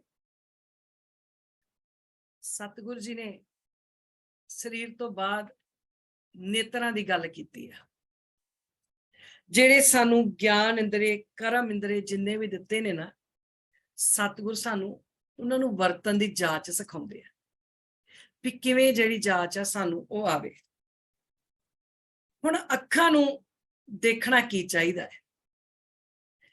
ਅੱਖਾਂ, ਨੇਤਰ, ਲੋਚਨ, ਇਸ ਤਰ੍ਹਾਂ ਗੁਰਬਾਣੀ 'ਚ ਸ਼ਬਦ ਆਏ ਨੇ। ਅੱਖਾਂ ਹੰਕਾਰ ਵੀ ਵੇਖਦੀਆਂ, ਵਿਕਾਰ ਵੀ ਵੇਖਦੀਆਂ ਹੈ, ਦੁਨੀਆ ਦਾ ਵਿਹਾਰ ਵੀ ਦੇਖਦੀਆਂ ਹੈ। ਨਹੀਂ ਦੇਖਦੀਆਂ ਤਾਂ ਨਿਰੰਕਾਰ ਨਹੀਂ ਦੇਖਦੀਆਂ। ਦੇਖਣਾ ਚਾਹੀਦਾ ਅੱਖਾਂ ਦੇ ਨਾਲ ਨਿਰੰਕਾਰ, ਕਿਉਂਕਿ ਜਿਹੜੀ ਸਮਰੱਥਾ ਹੈ ਨਾ ਦੇਖਣ ਦੀ, ਉਹ ਨਿਰੰਕਾਰ ਨੇ ਦਿੱਤੀ ਹੈ। ਜਿਹੜੀ ਜੋਤ ਆ ਨਾ, ਉਹ ਉਸ ਅਕਾਲ ਪੁਰਖ ਵੱਲੋਂ ਮਿਲੀ ਆ, ਨਿਰੰਕਾਰ ਵੱਲੋਂ ਮਿਲੀ ਆ। ਤੁਸੀਂ ਦੇਖੋ ਨਾ, ਕਈ ਵਾਰੀ ਹੁਣ ਆਪਣੀ ਨਿਗਾਹ ਖਰਾਬ ਹੋ ਜਾਂਦੀ ਹੈ, ਐਨਕ ਲਾ ਲੈਂਦੇ ਆ, ਬਹੁਤ ਕੁਛ ਹੁੰਦਾ ਹੈ। ਕਈ ਵਾਰੀ ਡਾਕਟਰ ਕਹਿ ਦਿੰਦੇ ਨੇ ਕਿ ਆਪਰੇਸ਼ਨ ਤਾਂ ਜੀ ਮੈਂ ਕਰ ਦਾਂਗਾ, ਪਰ ਜੇ ਪਿੱਛੇ ਜੋਤ ਹੋਈ ਫਿਰ ਆਪਰੇਸ਼ਨ ਹੋ ਸਕਦਾ ਹੈ। ਜੇ ਪਿੱਛੇ ਜੋਤ ਹੀ ਨਾ ਹੋਈ ਤੇ ਫਿਰ ਕੰਮ ਬਣਨਾ ਨਹੀਂ। ਇਹਦਾ ਮਤਲਬ ਆ ਜਿਹੜੀ ਬਾਹਰਲੀਆਂ ਅੱਖਾਂ, ਅੰਦਰ ਜਿਹੜੀ ਜੋਤ ਆ, ਜੋ ਅਕਾਲ ਪੁਰਖ ਨੇ ਜਿਹੜੀ ਜੋਤ ਰੱਖੀ ਆ ਨਾ, ਉਹ ਹੋਣੀ ਬੜੀ ਜ਼ਰੂਰੀ ਹੈ। ਹੁਣ ਕਹਿੰਦੇ ਇਹ ਮੇਰੇ ਨੇਤਰੋ, ਤੁਸੀਂ ਜਿੱਧਰ ਵੀ ਵੇਖੋ ਤੁਹਾਨੂੰ ਰੱਬ ਨਜ਼ਰ ਆਵੇ। ਰੱਬ ਕਿਵੇਂ ਨਜ਼ਰ ਆਵੇ? ਵੀ ਦੇਖਣ ਦੀ ਜਾਚ ਆ ਜਾਏ, ਨਿਰੰਕਾਰ ਨੂੰ ਦੇਖਣ ਦੀ ਜਾਚ ਆ ਜਾਵੇ ਕਿ ਸਾਰੇ ਪਾਸੇ ਭਲਾ ਹੀ ਨਜ਼ਰ ਆਵੇ, ਸਭ ਪਾਸੇ ਚੰਗਿਆਈ ਨਜ਼ਰ ਆਵੇ, ਉਹਦੀ ਜੋਤ ਨਜ਼ਰ ਆਵੇ, ਵੀ ਸਾਰਿਆਂ ਦੇ ਵਿੱਚ ਉਹਦੀ ਜੋਤ ਆ। ਜੇ ਭਲਾ ਆਪਾਂ ਨੂੰ ਸਾਰੇ ਪਾਸੇ ਉਹਦੀ ਜੋਤ ਨਜ਼ਰ ਆਉਣ ਲੱਗ ਪਵੇ, ਫਿਰ ਕਿੰਨਾ ਚੰਗਾ ਹੋ ਜਾਵੇ। ਫਿਰ ਸੰਸਾਰ ਦੇ ਵਿੱਚ ਜਿੰਨੇ ਝਗੜੇ ਆ ਨਾ, ਇਹ ਸਾਰੇ ਖਤਮ ਹੋ ਜਾਣਗੇ, ਕਿਉਂਕਿ ਜੋਤ ਉਹਦੀ ਨਜ਼ਰ ਆਉਣ ਲੱਗ ਪੈਣੀ ਹੈ। ਝਗੜੇ ਖਤਮ ਹੋ ਜਾਣੇ ਨਾ, ਫਿਰ ਬੰਦੇ ਨੇ ਕਹਿਣਾ ਮੈਂ ਲੜਾਂ ਕਿਹਦੇ ਨਾਲ, ਮੈਂ ਨਫ਼ਰਤ ਕਿਹਨਾਂ ਕਰਾਂ, ਕਿਹਦੇ ਲਈ ਬੁਰਾ ਬੋਲਾਂ, ਸਾਰਾ ਹੀ ਤੇ ਉਹਦਾ ਰੂਪ ਆ। ਇਹੋ ਹੀ ਗੱਲ ਸੱਚੇ ਪਾਤਸ਼ਾਹ ਸਾਨੂੰ ਸਿਖਾਉਂਦੇ ਆ। ਦੇਖੋ, ਮਨੁੱਖ ਨੇ ਤਰੱਕੀ ਬਹੁਤ ਕੀਤੀ ਆ, ਸਾਧਨ ਬਹੁਤ ਬਣਾਏ। ਹੁਣ ਦੇਖੋ, ਆਪਾਂ ਏਡੀ ਦੂਰ, ਕੋਈ ਕਿੱਥੇ ਬੈਠਾ, ਕੋਈ ਕਿੱਥੇ ਬੈਠਾ, ਹਜ਼ਾਰਾਂ ਮੀਲ ਦੂਰ ਬੈਠੇ ਆਪਾਂ, ਆ ਕਿੱਡਾ ਵਧੀਆ ਸਾਧਨ ਆ। ਅਸੀਂ ਇਹਦੇ ਰਾਹੀਂ ਇੱਕ ਦੂਸਰੇ ਦੇ ਨਾਲ ਜੁੜੇ ਆ, ਇੱਕ ਦੂਸਰੇ ਨੂੰ ਅਸੀਂ ਜਾਣਦੇ ਆ। ਕਿੰਨੀ ਤਰੱਕੀ ਕੀਤੀ ਆ ਮਨੁੱਖ ਨੇ। ਪਰ ਕਈ ਵਾਰੀ ਇੰਜ ਨਹੀਂ ਲੱਗਦਾ ਕਿ ਜਿਹੜਾ ਇਨਸਾਨ ਆ, ਸਾਧਨ ਅੱਗੇ ਲੰਘ ਗਿਆ ਤੇ ਜਿੰਨੇ ਬਣਾਏ ਆ ਸਾਧਨ ਜਿਸ ਮਨੁੱਖ ਨੇ, ਉਹ ਪਿੱਛੇ ਰਹਿ ਗਿਆ। ਅਸੀਂ ਸਾਧਨਾਂ ਦੇ ਵਿੱਚ ਉਲਝ ਕੇ ਰਹਿ ਗਏ। ਹੁਣ ਬਾਣੀ ਨੂੰ ਅਸੀਂ ਸਮਝਣਾ ਹੋਵੇ, ਦੇਖੋ ਕੰਪਿਊਟਰ ਜਾਂ ਆਪਾਂ ਜ਼ੂਮ ਮੀਟਿੰਗ ਹੀ ਕਰਦੇ ਹਾਂ। ਚਲੋ ਦੇਖੋ, ਇਹ ਜ਼ੂਮ ਮੀਟਿੰਗ ਕਰਦੇ ਆ, ਇਹਦਾ ਇੱਕ ਆਪਾਂ ਪਾਸਵਰਡ ਵੀ ਲੱਗਾ ਪਾਸਕੋਡ ਆ ਇੱਕ। ਹੁਣ ਇੱਕ ਵੀ ਅਕਸ਼ਰ ਇੱਧਰ ਦਾ ਇੱਧਰ ਲਾ ਦਿੱਤਾ ਤੇ ਜ਼ੂਮ ਮੀਟਿੰਗ ਚੱਲਣੀ ਨਹੀਂ। ਉਹਨਾਂ ਨੇ ਕਹਿਣਾ ਵੀ ਪਾਸਕੋਡ ਤੁਹਾਡਾ ਗਲਤ ਆ ਜੀ, ਦੁਬਾਰਾ ਲਾਓ, ਦੁਬਾਰਾ ਲਾਓ, ਇਹ ਮੀਟਿੰਗ ਨਹੀਂ ਚੱਲਣੀ। ਹੁਣ ਜਿਸ ਨਿਰੰਕਾਰ ਨੇ ਸਾਨੂੰ ਬਣਾਇਆ, ਸਾਨੂੰ ਇਹ ਨੇਤਰ ਦਿੱਤੇ, ਇਹ ਸਰੀਰ ਦਿੱਤਾ, ਪਾਵਨ ਬਾਣੀ ਦੀ ਬਖਸ਼ਿਸ਼ ਦਿੱਤੀ, ਗੁਰਬਾਣੀ ਸਾਨੂੰ ਬਖਸ਼ਿਸ਼ ਕੀਤੀ ਸੇਧ ਲੈਣ ਵਾਸਤੇ ਕਿ ਇਸ ਗੁਰਬਾਣੀ ਦੇ ਬੇਸ ਤੇ ਚੱਲ ਭਾਈ, ਤੇਰੀ ਜ਼ਿੰਦਗੀ ਸੁਧਰ ਜਾਵੇ। ਅਸੀਂ ਸਹੀ ਪਾਸਵਰਡ ਹੀ ਭੁੱਲ ਬੈਠੇ, ਪਾਸਵਰਡ ਅਸੀਂ ਸਹੀ ਲਾਉਂਦੇ ਹੀ ਨਹੀਂ। ਸ਼੍ਰੋਮਣੀ ਤਾਂ ਹੀ ਆ ਨਾ ਜੇ ਕਰਮ ਸ਼੍ਰੋਮਣੀ ਹੋਣ, ਕਰਮ ਸ਼੍ਰੋਮਣੀ ਕਰਦੇ ਨਹੀਂ। ਤੇ ਸਭ ਤੋਂ ਪਹਿਲਾ ਸ਼੍ਰੋਮਣੀ ਕਰਮ ਸੱਚੇ ਪਾਤਸ਼ਾਹ ਨੇ ਆਖਿਆ ਹੈ, ਸਭ ਮੇਂ ਜੋਤ ਜੋਤ ਹੈ ਸੋਏ। ਜੋਤ ਅਸੀਂ ਦੇਖਦੇ ਨਹੀਂ, ਤਾਂ ਹੀ ਝਗੜੇ ਕਰਦੇ ਆ, ਪਾਸਵਰਡ ਗਲਤ ਲਾ ਕੇ ਬੈਠੇ ਆ। ਇਹ ਮੇਰਾ ਬੱਚਾ, ਇਹ ਮੇਰੇ ਭਰਾ ਦਾ, ਇਹ ਮੇਰੇ ਗਵਾਂਢੀ ਦਾ, ਇਹ ਫਲਾਣੇ ਦਾ, ਮੈਂ ਗਲਤ ਪਾਸਵਰਡ ਲਾਇਆ ਨਾ। ਜੋਤ ਨਹੀਂ ਨਾ ਦਿਸਦੀ ਸਾਰਿਆਂ 'ਚ, ਇੱਕ ਜੋਤ ਨਹੀਂ ਦਿਖ ਰਹੀ, ਤੇ ਤਾਂ ਹੀ ਕੰਮ ਨਹੀਂ ਬਣਦੇ। ਸਭੇ ਘਟ ਰਾਮ ਬੋਲੇ, ਰਾਮਾ ਬੋਲੇ, ਰਾਮ ਬਿਨਾ ਕੋ ਬੋਲੇ ਰੇ। ਗੁਰਬਾਣੀ ਤਾਂ ਇਹ ਉਪਦੇਸ਼ ਦਿੰਦੀ, ਗੁਰਬਾਣੀ ਦਾ ਪਾਸਵਰਡ ਤਾਂ ਇਹ ਆ ਵੀ ਸਭੇ ਘਟ ਰਾਮ ਬੋਲੇ। ਹੁਣ ਅਸੀਂ ਇਸ ਪਾਸਵਰਡ ਨੂੰ ਲਾਉਂਦੇ ਕੋਈ ਨਹੀਂ ਆਪਣੇ ਮਨ ਤੇ। ਅਸੀਂ ਕਹਿੰਦੇ ਨਹੀਂ, ਜੋ ਮੈਂ ਕਹਿੰਦਾ ਮੇਰੇ ਅੰਦਰ ਤੇ ਅਕਾਲ ਪੁਰਖ ਬੋਲਦਾ ਹੈ, ਮੇਰੇ ਅੰਦਰ ਤਾਂ ਰੱਬ ਦੀ ਜੋਤ ਆ, ਪਰ ਜਿਹੜਾ ਦੂਜਾ ਬੋਲਦਾ ਇਹਦੇ ਅੰਦਰ ਜੋਤ ਕੋਈ ਨਹੀਂ ਹੈ, ਇਹਦੇ ਅੰਦਰ ਥੋੜੇ ਅਕਾਲ ਪੁਰਖ ਦੀ ਜੋਤ ਹੈ। ਪਾਸਵਰਡ ਗਲਤ ਲਾ ਲਿਆ ਨਾ, ਤੇ ਫਿਰ ਮਨ ਦੇ ਵਿੱਚ ਕੀ ਪੈਦਾ ਹੋ ਗਿਆ? ਮਨ 'ਚ ਨਫ਼ਰਤ ਪੈਦਾ ਹੋ ਗਈ, ਨਫ਼ਰਤ ਪੈਦਾ ਹੋ ਗਈ, ਜਾਨੀ ਪਾਸਵਰਡ ਗਲਤ ਲਾ ਲਿਆ। ਸਭੇ ਘਟ ਰਾਮ ਬੋਲੇ, ਰਾਮਾ ਬਿਲੇ ਬੋਲੇ, ਰਾਮ ਬਿਨਾ ਕੋ ਬੋਲੇ ਰੇ। ਸੁਣਿਆ ਹੀ ਕੋਈ ਨਹੀਂ। ਹੁਣ ਸੱਚੇ ਪਾਤਸ਼ਾਹ ਕਹਿੰਦੇ ਬਲਿਹਾਰੀ ਕੁਦਰਤ ਵਸਿਆ, ਤੇਰਾ ਅੰਤ ਨਾ ਜਾਈ ਲਿਖਿਆ, ਵੀ ਉਹ ਸਾਰੀ ਕੁਦਰਤ ਦੇ ਵਿੱਚ ਵਸਿਆ। ਅਸੀਂ ਦੀਵਾਲੀ ਦੇ ਨਾਂ ਤੇ, ਗੁਰਪੁਰਬਾਂ ਦੇ ਨਾਂ ਤੇ, ਸਾਰਿਆਂ ਦੇ ਨਾਂ ਤੇ ਕੁਦਰਤ ਕਰਦੀ ਗੰਦੀ। ਕਿੰਨਾ ਕਿੰਨਾ ਅਸੀਂ ਨੁਕਸਾਨ ਕਰਦੇ ਆ। ਦੇਖੋ ਕੁਦਰਤ ਦਾ ਕਿੰਨਾ ਧੂਆਂ ਖਿਲਾਰਦੇ ਆ, ਕਿੰਨਾ ਕੁਛ ਕਰਦੇ ਆ, ਕੁਦਰਤ ਦੀ ਅਸੀਂ ਕਰਦੇ ਨਹੀਂ। ਫਿਰ ਕਹਿੰਦੇ ਸਾਹ ਲੈਣਾ ਔਖਾ ਹੋਇਆ ਪਿਆ, ਦੁਨੀਆ ਬੜੀ ਹੋ ਗਈ। ਦੁਨੀਆ ਨਾਲ ਥੋੜੇ ਸਾਹ ਲੈਣਾ ਔਖਾ ਹੋਇਆ, ਸਾਹ ਤਾਂ ਔਖਾ ਹੋਇਆ ਪਿਆ ਸਾਡੇ ਆਪਣੇ ਕਰਮਾਂ ਦੇ ਕਰਕੇ, ਜਿਹੜੇ ਅਸੀਂ ਗਲਤ ਮਲਤ ਕੰਮ ਕਰ ਰਹੇ ਆ। ਬਲਿਹਾਰੀ ਕੁਦਰਤ ਵਸਿਆ, ਪੜੀ ਜਾਣੇ ਹੇਕਾਂ ਲਾ ਲਾ ਕੇ, ਤਬਲੇ ਛੈਣੇ ਵਾਜੇ ਵਜਾ ਵਜਾ ਕੇ, ਉੱਚੀ ਉੱਚੀ ਪੜ੍ਹਦੇ ਆ ਬਲਿਹਾਰੀ ਕੁਦਰਤ ਵਸਿਆ, ਤੇਰਾ ਅੰਤ ਨਾ ਜਾਈ ਲਖਿਆ। ਉੱਚੀ ਉੱਚੀ ਪੜ੍ਹਦੇ ਆ, ਪਰ ਉਸੇ ਹੀ ਸ਼ਬਦ ਚੱਲਦੇ ਆ ਨਾਲ ਨਾਲ ਕੁਦਰਤ ਨੂੰ ਵਿਸ਼ੈਲੀ ਕਰੀ ਜਾਂਦੇ, ਸਮਝਦੇ ਕੁਛ ਨਹੀਂ ਇਸ ਗੱਲ ਨੂੰ। ਜੇ ਇਹਨਾਂ ਚੀਜ਼ਾਂ ਨੂੰ ਅਸੀਂ ਸਮਝ ਲਈਏ ਵੀ ਅਕਾਲ ਪੁਰਖ ਤਾਂ ਹਰ ਪਾਸੇ ਵਸਿਆ ਹੋਇਆ, ਪਰ ਕੀ ਕਰੀਏ? ਰੱਬ ਤਾਂ ਸਾਨੂੰ, ਵੈਸੇ ਤੇ ਉਹ ਹਰ ਪਾਸੇ ਵਸਿਆ, ਪਰ ਰੱਬ ਤਾਂ ਸਾਨੂੰ ਗੁਰਦੁਆਰੇ 'ਚ ਨਜ਼ਰ ਨਹੀਂ ਆਉਂਦਾ। ਗੁਰਦੁਆਰੇ 'ਚ ਬੈਠਿਆਂ ਵੀ ਸਾਨੂੰ ਉਹ ਅਕਾਲ ਪੁਰਖ ਦੇ ਨਜ਼ਰ ਨਹੀਂ ਆਉਂਦਾ। ਉਹ ਅੱਖ ਹੀ ਪੈਦਾ ਨਹੀਂ ਹੋਈ ਜਿਹਦੇ ਨਾਲ ਰੱਬ ਨਜ਼ਰ ਆਵੇ, ਤੇ ਫਿਰ ਬਾਹਰ ਕਿੱਥੋਂ ਵੇਖੀਏ, ਸਮਾਜ 'ਚ ਕਿੱਥੋਂ ਨਜ਼ਰ ਆਵੇ? ਗੁਰਦੁਆਰੇ 'ਚ ਬੈਠਿਆਂ ਐਡੇ ਡਰ ਮੁੱਕ ਗਏ ਨੇ ਸਾਡੇ, ਵੀ ਗੁਰਦੁਆਰੇ 'ਚ ਹਾਜ਼ਰੀ ਭਰਦੇ ਆ, ਕੋਈ ਗੱਲ ਕਹਿ ਦੇ ਤੇ ਕਿਰਪਾਨਾਂ ਕੱਢ ਕੇ ਇੱਕ ਦੂਜੇ ਨੂੰ ਮਾਰਨ ਲੱਗ ਪੈਂਦੇ ਆ। ਧੰਨ ਧੰਨ ਗੁਰੂ ਗ੍ਰੰਥ ਸਾਹਿਬ ਮਹਾਰਾਜ ਦੇ ਪ੍ਰਕਾਸ਼ ਸਾਹਮਣੇ ਹੋਏ ਪਏ, ਕੋਈ ਡਰ ਨਹੀਂ। ਅਸੀਂ ਕਿਹੜੀਆਂ ਵੀਡੀਓ ਅਸੀਂ ਦੇਖਦੇ ਆ, ਸਭ ਨੂੰ ਪਤਾ ਹੈ, ਸਾਰਿਆਂ ਨੂੰ ਪਤਾ ਮਹਾਰਾਜ ਦੇ ਸਰੂਪ ਕਿਵੇਂ ਚ ਕੋਈ ਹੈ ਹੀ ਨਹੀਂ, ਕੋਈ ਮਰਿਆਦਾ ਨਹੀਂ। ਅੱਜ ਮੈਂ ਸਵੇਰੇ ਇੱਕ ਵੀਡੀਓ ਦੇਖਦੀ ਪਈ ਸੀ, ਕੋਈ ਮਰਿਆਦਾ ਹੀ ਨਹੀਂ, ਕੋਈ ਮਾਣ ਇੱਜ਼ਤ, ਕੋਈ ਸ਼ਾਹ ਦਾ ਸ਼ਾਹ ਪਾਤਸ਼ਾਹ, ਕੋਈ ਪਤਾ ਹੀ ਨਹੀਂ। ਬਸ ਇੰਜ ਚੁੱਕੇ ਇੰਜ ਹੀ ਰੱਖੀ ਜਾਂਦੇ ਨੇ ਕਾਰਜ। ਮੈਂ ਸੰਸਥਾ ਦਾ ਨਾਂ ਨਹੀਂ ਲਵਾਂਗੀ, ਜਿਸ ਸੰਸਥਾ ਦੀ ਮੈਂ ਵੀਡੀਓ ਦੇਖੀ। ਕੋਈ ਇੱਜ਼ਤ, ਤੇ ਜੇ ਉਹਨਾਂ ਦਾ ਬਾਬਾ ਆ ਜਾਵੇ ਸੋ ਕਾਲਡ, ਫਿਰ ਉਹਦੇ ਲਈ ਚਿੱਟੀ ਚਾਦਰ, ਥੱਲੇ ਫੁੱਲ, ਫਿਰ ਸਾਰਾ ਕੁਝ। ਉਹ ਧੰਨ ਧੰਨ ਗੁਰੂ ਗ੍ਰੰਥ ਸਾਹਿਬ ਮਹਾਰਾਜ ਨੂੰ ਤੁਸੀਂ ਇੰਜ ਕਰਦੇ ਆ, ਤੇ ਜਿਹੜੇ ਸੋ ਕਾਲਡ ਬੰਦੇ ਤੁਰੇ ਫਿਰਦੇ ਆ ਉਹਨਾਂ ਲਈ ਤੁਸੀਂ ਇੰਨੇ ਪਖੰਡ ਕਰਦੇ ਆ। ਫਿਰ ਕਹਿੰਦੇ ਆ ਵੀ ਜਿੰਨਾ ਸਤਿਕਾਰ ਅਸੀਂ ਗੁਰਬਾਣੀ ਦਾ ਕਰਦੇ ਉਹਨਾਂ ਕਿਸੇ ਨੇ ਕੀਤਾ ਨਹੀਂ। ਤੁਹਾਨੂੰ ਤੇ ਧੰਨ ਧੰਨ ਗੁਰੂ ਗ੍ਰੰਥ ਸਾਹਿਬ ਮਹਾਰਾਜ ਚੋਂ ਰੱਬ ਨਹੀਂ ਨਜ਼ਰ ਆ ਰਿਹਾ, ਬਾਣੀ ਚੋਂ ਨਹੀਂ ਆ ਰਿਹਾ। ਰੱਬ ਸਾਨੂੰ ਨਜ਼ਰ ਹੀ ਨਹੀਂ ਆ ਰਿਹਾ। ਗੁਰਦੁਆਰੇ ਆ ਕੇ ਸਿੱਖਣਾ ਕੀ ਆ? ਚੰਗੇ ਗੁਣ ਸਿੱਖਣੇ ਸੀ। ਇੱਥੇ ਆ ਕੇ ਗੁਰਬਾਣੀ ਨੂੰ ਅਸੀਂ ਇੱਕ ਦੂਜੇ ਨਾਲ ਵਿਚਾਰਨਾ ਸੀ, ਵਿਚਾਰ ਕੇ ਸਿੱਖ ਕੇ, ਤੇ ਫਿਰ ਬਾਹਰ ਸਮਾਜ ਵਿੱਚ ਜਾ ਕੇ ਉਹਨਾਂ ਨੂੰ ਉਹ ਭਲੇ ਕਾਰਜ ਕਰਨੇ ਸੀ।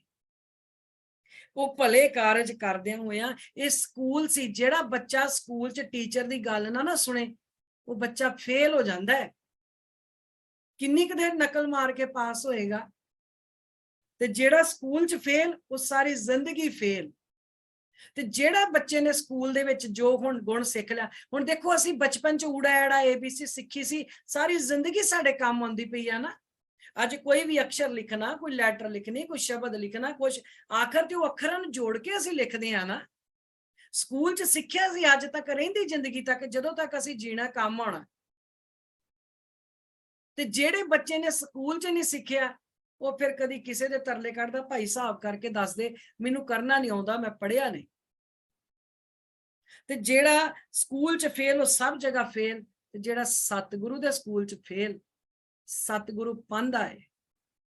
ਇਹ ਸਕੂਲ ਆ ਤੇ ਅਸੀਂ ਸਬਕ ਲੈਣ ਵਾਸਤੇ ਆਏ ਆ।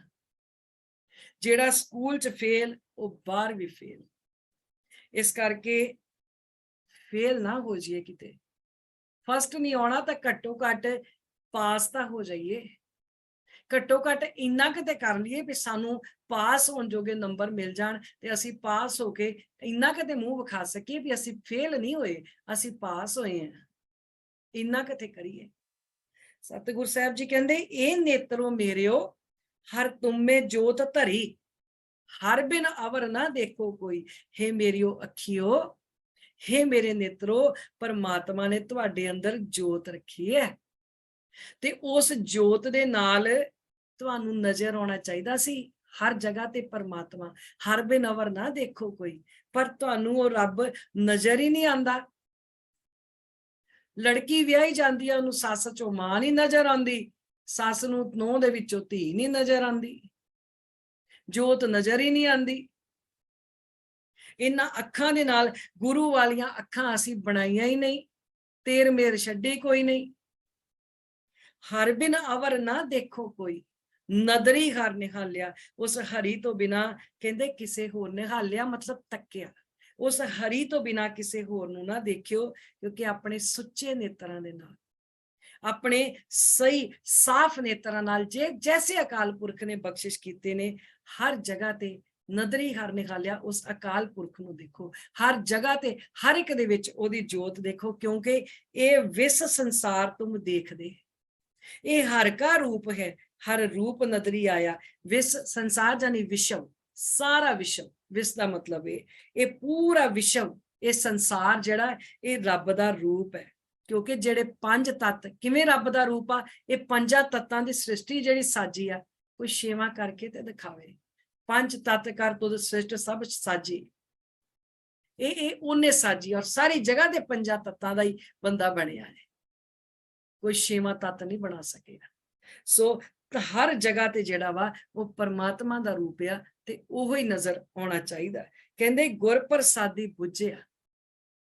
ਗੁਰ ਪ੍ਰਸਾਦੀ ਜਾਨੀ ਗੁਰੂ ਦੀ ਕਿਰਪਾ ਦੇ ਨਾਲ। ਗੁਰੂ ਦੀ ਕਿਰਪਾ ਨਾਲ ਕਿਵੇਂ?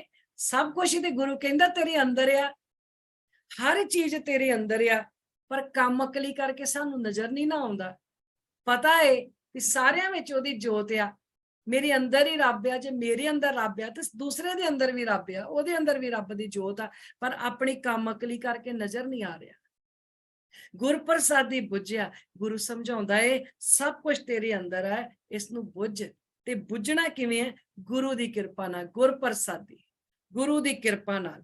ਤੇ ਗੁਰੂ ਦੀ ਕਿਰਪਾ ਨਾਲ ਬੁੱਝਿਆ ਕਿ ਜਾਂ ਵੇਖਾਂ ਹਰ ਇੱਕ ਹੈ, ਹਰ ਬਿਨ ਅਵਰ ਨਾ ਕੋਈ। ਗੁਰੂ ਦੱਸਦਾ ਕਿ ਜਿਹੜੇ ਗੁਰੂਦੁਆਰੇ ਤੇ ਜਾ ਕੇ ਢਹਿ ਪੈਂਦੇ ਨੇ, ਜਿਹੜੇ ਗੁਰੂ ਦੇ ਕੋਲ ਆ ਕੇ ਹਾਰ ਮੰਨ ਲੈਂਦੇ ਨੇ, ਉਹਨਾਂ ਨੂੰ ਗੁਰੂ ਉਹਨਾਂ ਦੀ ਕਿਰਪਾ ਤੋਂ ਜਿਹੜਾ ਪਰਦਾ ਪਿਆ ਹੈ ਨਾ, ਗੁਰੂ ਆਪਣੀ ਕਿਰਪਾ ਨਾਲ ਜਿਹੜਾ ਅੱਖਾਂ ਤੇ ਪਰਦਾ ਪਿਆ ਹੈ, ਉਹ ਪਰਦਾ ਲਾ ਦਿੰਦਾ ਹੈ।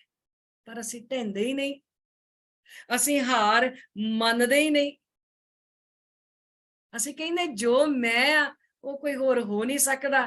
ਅਸੀਂ ਨਾ ਢਹਿੰਦੇ ਆ ਨਾ ਹਾਰ ਮੰਨਦੇ ਆ। ਜਿੱਦਣ ਢਹਿ ਪਏ ਦੁਆਰਿਆਂ ਵਾਲੀ ਗੱਲ ਆ ਗਈ ਨਾ, ਜਿੱਦਣ ਹਾਰ ਮੰਨਣ ਵਾਲੀ ਗੱਲ ਆ ਗਈ, ਅਕਾਲ ਪੁਰਖ ਮੈਂ ਆ ਗਿਆ, ਮੈਂ ਹਾਰ ਗਿਆ, ਹੁਣ ਹੋਰ ਕੋਈ ਨਹੀਂ। ਜਿੱਦਣ ਇਹ ਗੱਲ ਆ ਗਈ ਨਾ, ਫਿਰ ਜ਼ਿੰਮੇਵਾਰੀ ਸਾਰੀ ਉਹਦੀ, ਫਿਰ ਸਾਡੀ ਨਹੀਂ ਰਹਿ ਜਾਣੀ। ਪਰ ਅਸੀਂ ਹਾਰ ਨਹੀਂ ਮੰਨਦੇ। ਨਿਰੰਕਾਰ ਹਰ ਜਗ੍ਹਾ ਤੇ ਆ, ਹਰ ਇੱਕ ਦੇ ਵਿੱਚ ਉਹ ਵਸਦਾ ਹੈ। ਪਰ ਇਹ ਜਦੋਂ ਗੁਰੂ ਦੀ ਕਿਰਪਾ ਦੇ ਪਾਤਰ ਬਣਾਂਗੇ, ਸਮਝਿਆ ਗੁਰੂਦੁਆਰੇ ਹੀ ਜਾਣਾ ਹੈ, ਗੁਰੂ ਨੇ ਸਮਝਾਉਣਾ ਹੈ, ਪਰ ਤਾਂ ਸਮਝਾਂਗੇ ਜੇ ਗੁਰਬਾਣੀ ਨੂੰ ਗੁਰੂ ਦੇ ਕੋਲ ਆ ਕੇ ਬੈਠਾਂਗੇ, ਗੁਰਬਾਣੀ ਸਮਝਣ ਦੀ ਕੋਸ਼ਿਸ਼ ਕਰਾਂਗੇ ਔਰ ਆਪਣੇ ਮਨ ਵਿੱਚ ਵਸਾਉਣ ਦੀ ਕੋਸ਼ਿਸ਼ ਕਰਾਂਗੇ। ਕਹੇ ਨਾਨਕ ਇਹ ਨੇਤਰ ਅੰਧ ਸੇ ਸਤਿਗੁਰ ਮਿਲੇ ਦਿਵ ਦ੍ਰਿਸ਼ਟ ਹੋਈ। ਕਹਿੰਦੇ ਇਹ ਨੇਤਰ ਅੰਨੇ ਸੀ, ਅੰਧ ਸੀ, ਅੰਨੇ ਸੀ, ਅੰਨੇ ਸੀ। ਇਹਨਾਂ ਨੂੰ ਕੁਝ ਨਜ਼ਰ ਨਹੀਂ ਸੀ ਆਉਂਦਾ। ਕੀ ਨਜ਼ਰ ਨਹੀਂ ਸੀ ਆਉਂਦਾ? ਭਾਵ ਹਰ ਇੱਕ ਦੇ ਵਿੱਚ ਅਕਾਲ ਪੁਰਖ ਨਜ਼ਰ ਨਹੀਂ ਸੀ ਆਉਂਦਾ। ਤੇਰ ਮੇਰ ਦੀ ਭਾਵਨਾ ਸੀ। ਜਦੋਂ ਸਤਿਗੁਰੂ ਨੂੰ ਮਿਲੇ, ਸਤਿਗੁਰ ਨੂੰ ਮਿਲੇ ਕਿਵੇਂ? ਭਾਵ ਜਦੋਂ ਬਾਣੀ ਪੜ੍ਹੀ, ਜਦੋਂ ਪਾਵਨ ਬਾਣੀ ਦੇ ਨਾਲ ਜੁੜੇ ਤਾਂ ਅੰਦਰ ਦਿਵਯ ਦ੍ਰਿਸ਼ਟੀ ਜਾਨੀ ਹੁਣ ਅੰਦਰੋਂ ਪਤਾ ਲੱਗ ਗਿਆ ਵੀ ਹਰ ਪਾਸੇ ਉਸ ਅਕਾਲ ਪੁਰਖ ਦਾ ਰੂਪ ਆ, ਹਰ ਕੋਈ ਬੰਦਾ ਉਹਦਾ ਰੂਪ ਆ। ਹੁਣ ਕੀ ਹੋ ਗਿਆ? ਦੋਏ ਦੇ ਲੋਚਨ ਪੇਖਾਂ ਹਰ ਬਿਨ ਅਵਰ ਨਾ ਦੇਖਾਂ। ਹੁਣ ਉਹਦੇ ਬਿਨਾ ਕੋਈ ਨਜ਼ਰ ਹੀ ਨਹੀਂ ਆਉਂਦਾ। ਹੁਣ ਜਦੋਂ ਉਹਦੇ ਬਿਨਾ ਨਜ਼ਰ ਨਹੀਂ ਆਉਂਦਾ, ਫਿਰ ਇਹ ਗੱਲ ਮਨ ਚ ਵਸ ਗਈ, ਏਕ ਪਿਤਾ ਏਕਸ ਕੇ ਹਮ ਬਾਰਕ ਤੂੰ ਮੇਰਾ ਗੁਰਹਾਈ। ਹੁਣ ਸਭ ਜਗ੍ਹਾ ਤੇ ਅਵਲ ਅੱਲਾ ਨੂਰ ਉਪਾਇਆ, ਕੁਦਰਤ ਕੇ ਸਭ ਬੰਦੇ ਏਕ ਨੂਰ ਤੇ ਸਭ ਜਗ੍ਹਾ ਉਪਜਿਆ, ਕੌਣ ਭਲੇ ਕੋ ਮੰਦੇ। ਜਦੋਂ ਗੁਰੂ ਦੀ ਕਿਰਪਾ ਦੇ ਨਾਲ ਇਹਨਾਂ ਅੱਖਾਂ ਨੂੰ ਸਮਝਾ ਲਿਆ ਤੇ ਫਿਰ ਹਰ ਜਗ੍ਹਾ ਉਹਦਾ ਰੂਪ ਨਜ਼ਰ ਆਉਣ ਲੱਗ ਪਿਆ। ਹੁਣ ਵਾਰੀ ਆਈ ਸਾਡੇ ਸਰਵਣਾ ਦੀ। ਇਹ ਸਰਵਣੋ ਮੇਰਿਓ ਸਾਚੇ ਸੁਣਨੇ ਨੂੰ ਪਠਾਏ, ਸਾਚੇ ਸੁਣਨੇ ਨੂੰ ਪਠਾਏ, ਸਰੀਰ ਲਾਏ ਸੁਣੋ ਸਤ ਬਾਣੀ, ਜਿਤ ਸੁਣੀ ਮਨ ਤਨ ਹਰਿਆ ਹੋਆ, ਰਸਨਾ ਰਸ ਸਮਾਣੀ, ਸਚ ਅਲਖ ਵਡਾਣੀ, ਤਾਂ ਕੀ ਗਤ ਕਹੀ ਨਾ ਜਾਏ, ਕਹੇ ਨਾਨਕ ਅੰਮ੍ਰਿਤ ਨਾਮ ਸੁਣੋ, ਪਵਿੱਤਰ ਹੋ ਸਾਚੇ ਸੁਣਨੇ ਨੂੰ ਪਠਾਏ। ਇਸ ਪੌੜੀ ਵਿੱਚ ਮਹਾਰਾਜ ਨੇ ਕੰਨਾਂ ਨੂੰ ਸੰਬੋਧਨ ਕੀਤਾ, ਸਾਡੇ ਸਰਵਣਾ ਨੂੰ ਸੰਬੋਧਨ ਕੀਤਾ। ਜਿਵੇਂ ਅੱਖਾਂ ਨੂੰ ਦੱਸਿਆ ਸੀ ਵੀ ਹਰ ਜਗ੍ਹਾ ਤੇ ਉਸ ਅਕਾਲ ਪੁਰਖ ਦਾ ਰੂਪ ਦੇਖਣਾ ਹੈ, ਇਸੇ ਤਰ੍ਹਾਂ ਕੰਨਾਂ ਨੂੰ, ਇਸ ਸਰਵਣਾ ਨੂੰ ਦੱਸਿਆ ਵੀ ਹਰ ਜਗ੍ਹਾ ਤੇ ਹੇ ਸਰਵਣੋ ਮੇਰਿਓ ਤੁਸੀਂ ਸੱਚ ਸੁਣਨਾ ਹੈ। ਹੇ ਮੇਰਿਓ ਕੰਨੋ, ਮੇਰੇ ਸਰਵਣੋ, ਤੁਸੀਂ ਸੱਚ ਤੋਂ ਬਿਨਾ ਕੋਈ ਦੂਜੀ ਚੀਜ਼ ਨਹੀਂ ਸੁਣਨੀ। ਕਿਉਂ? ਕਿਉਂਕਿ ਮਨ ਜੋ ਵਣਜ਼ਾਰਾ ਬਣ ਗਿਆ, ਮਨ ਵਣਜ਼ਾਰਾ ਬਣ ਗਿਆ, ਸੱਚ ਵਿਹਾਜਣਾ। ਹੁਣ ਸੱਚ ਜਦੋਂ ਮਨ ਵਣਜ਼ਾਰਾ ਬਣ ਗਿਆ ਤਾਂ ਰਾਸ ਪੂੰਜੀ ਜਿਹੜੀ ਆ ਉਹ ਸੱਚ ਬਣਨੀ ਚਾਹੀਦੀ ਹੈ, ਤਾਂ ਹੀ ਅਸਲੀ ਵਣਜ਼ਾਰਾ ਹੈ। ਸੋ ਜਿਹੜੇ ਕੰਨ ਨੇ, ਉਹ ਕੰਨਾਂ ਨੂੰ ਆਪਣਾ ਫਰਜ਼ ਸਮਝਾਇਆ ਸੱਚੇ ਪਾਤਸ਼ਾਹ ਨੇ। ਕਹਿੰਦੇ ਸੱਚ ਸੁਣਾਂਗੇ ਇਹਨਾਂ ਕੰਨਾਂ ਦੇ ਨਾਲ, ਜੇ ਸੱਚ ਸੁਣਾਂਗੇ ਤੇ ਉਹ ਸੱਚ ਅੰਦਰ ਜਾਏਗਾ, ਕੰਨਾਂ ਤੋਂ ਮਨ ਤੱਕ ਜਾਏਗਾ, ਤਾਂ ਹੀ ਅੰਦਰ ਸੱਚਖੰਡ ਬਣੇਗਾ, ਤਾਂ ਹੀ ਉਸ ਅਕਾਲ ਪੁਰਖ ਦਾ ਨਿਵਾਸ ਹੋਏਗਾ। ਸਚਿਆਰ ਹੋਵਾਂਗੇ ਤੇ ਅੰਦਰ ਸੱਚਖੰਡ ਵਾਲੀ ਅਵਸਥਾ ਬਣੇਗੀ। ਪਰ ਕੰਨਾਂ ਨੂੰ ਆਦਤ ਪੈ ਗਈ ਆਪਣੀ ਵਡਿਆਈ ਸੁਣਨ ਦੀ, ਕੰਨਾਂ ਨੂੰ ਆਦਤ ਪੈ ਗਈ ਨਿੰਦਾ ਚੁਗਲੀ ਸੁਣਨ ਦੀ। ਹੁਣ ਕੰਨਾਂ ਨੂੰ ਗੁਰੂ ਦੀ ਗੱਲ ਸੁਣਨ ਦੀ ਜਿਹੜੀ ਆਦਤ ਆ ਉਹ ਰਹੀ ਨਹੀਂ। ਜੀਵਨ ਉਦੋਂ ਘੜਿਆ ਜਾਣਾ ਹੈ ਜਦੋਂ ਇਹ ਕੰਨ ਗੁਰੂ ਦੀ ਆਵਾਜ਼ ਸੁਣਨਗੇ, ਜਾਂ ਕਿਸੇ ਸਿਆਣੇ ਪੁਰਖ ਦੀ ਆਵਾਜ਼ ਜਿਹੜੀ ਆ ਉਹ ਸੁਣਨਗੇ, ਜਿਹੜਾ ਗੁਰਬਾਣੀ ਦੇ ਵਿਚਾਰ ਸਾਨੂੰ ਸਮਝਾਵੇ। ਹੁਣ ਦੇਖੋ ਨਾ, ਬਚਪਨ ਤੋਂ ਲੈ ਕੇ ਅੱਜ ਤੱਕ ਆਪਾਂ ਕਿੰਨੀਆਂ ਗੱਲਾਂ ਸੁਣੀਆਂ, ਕਿੰਨੀਆਂ ਗੱਲਾਂ ਆਪਾਂ ਦੇਖੀਆਂ, ਪਰ ਸਾਨੂੰ ਸਾਰਾ ਕੁਝ ਯਾਦ ਨਹੀਂ ਹੈ। ਪਰ ਕੁਝ ਗੱਲਾਂ ਇਸ ਤਰ੍ਹਾਂ ਦੀਆਂ ਹੁੰਦੀਆਂ ਨੇ, ਅਸੀਂ ਕਹਿੰਦੇ ਮੈਂ ਛੋਟੇ ਹੁੰਦਿਆਂ ਸੁਣਿਆ ਸੀ, ਮੇਰੀ ਮੰਮੀ ਦੱਸਦੇ ਸੀ, ਮੇਰੇ ਫਾਦਰ ਸਾਹਿਬ ਦੱਸਦੇ ਸੀ। ਕਿਉਂ? ਕਿਉਂਕਿ ਉਹ ਅਸੀਂ ਬੜੇ ਧਿਆਨ ਨਾਲ ਸੁਣਿਆ। ਜਿਹੜੀ ਗੱਲ ਆਪਾਂ ਧਿਆਨ ਦੇ ਨਾਲ ਸੁਣਦੇ ਆ, ਬੜਾ ਦਿਲ ਲਾ ਕੇ, ਚਿੱਤ ਲਾ ਕੇ ਸੁਣਦੇ ਆ, ਉਹ ਗੱਲ ਸਾਰੀ ਜ਼ਿੰਦਗੀ ਯਾਦ ਰਹਿੰਦੀ ਹੈ।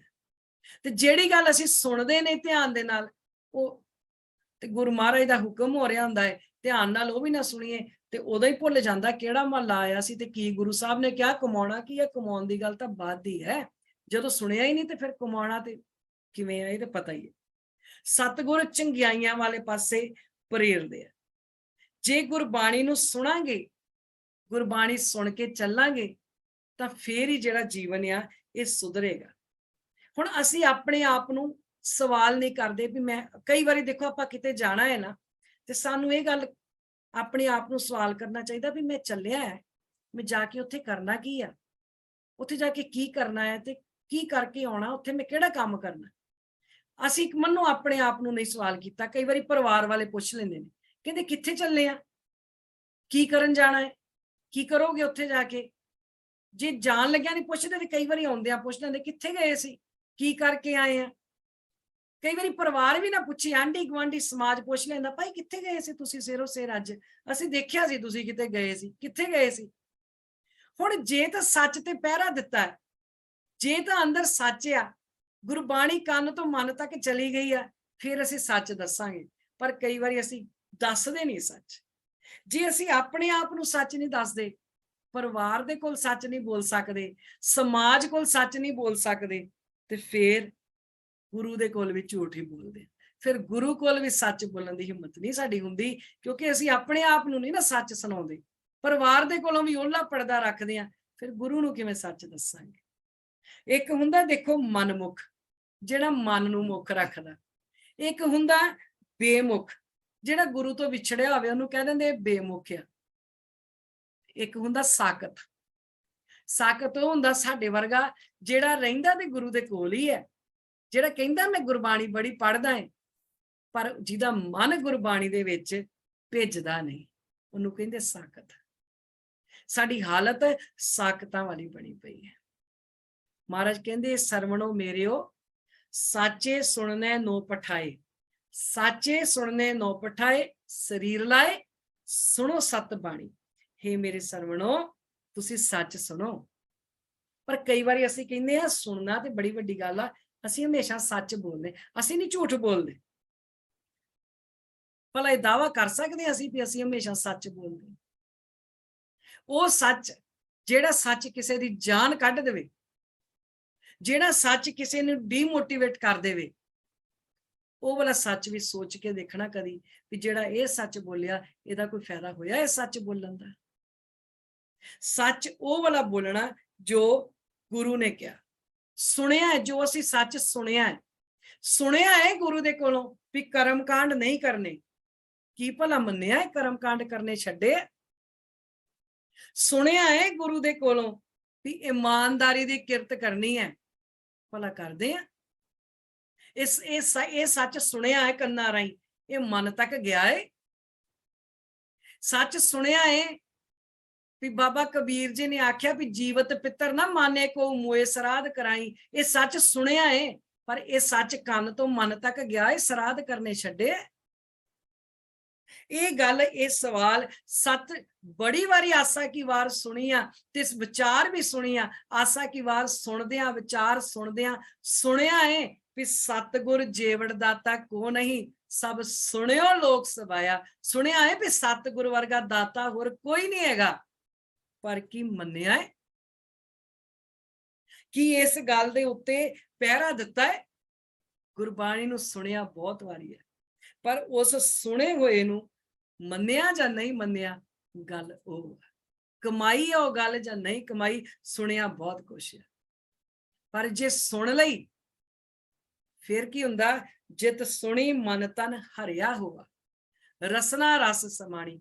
ਦੇਖੋ ਇਸ ਪੌੜੀ 'ਚ ਕੰਨਾਂ ਦੇ ਨਾਲ ਰਸਨਾ ਦੀ ਗੱਲ ਵੀ ਆਈ ਹੈ। ਜਿੱਥੇ ਮਹਾਰਾਜ ਨੇ ਰਸਨਾ ਦੀ ਕੀਤੀ, ਇਕੱਲੀ ਰਸਨਾ ਦੀ ਕੀਤੀ ਹੈ। ਨੇਤਰਾਂ ਦੀ ਕੀਤੀ, ਇਕੱਲੇ ਨੇਤਰਾਂ ਦੀ ਕੀਤੀ ਹੈ। ਪਰ ਸਰੀਰ ਦੀ ਕੀਤੀ, ਇਕੱਲੇ ਸਰੀਰ ਦੀ ਕੀਤੀ। ਪਰ ਇਸ ਪੌੜੀ 'ਚ ਮਹਾਰਾਜ ਨੇ ਸਰਵਣਾ ਦੇ ਨਾਲ ਰਸਨਾ ਦੀ ਗੱਲ ਕੀਤੀ ਹੈ। ਕਿਉਂ?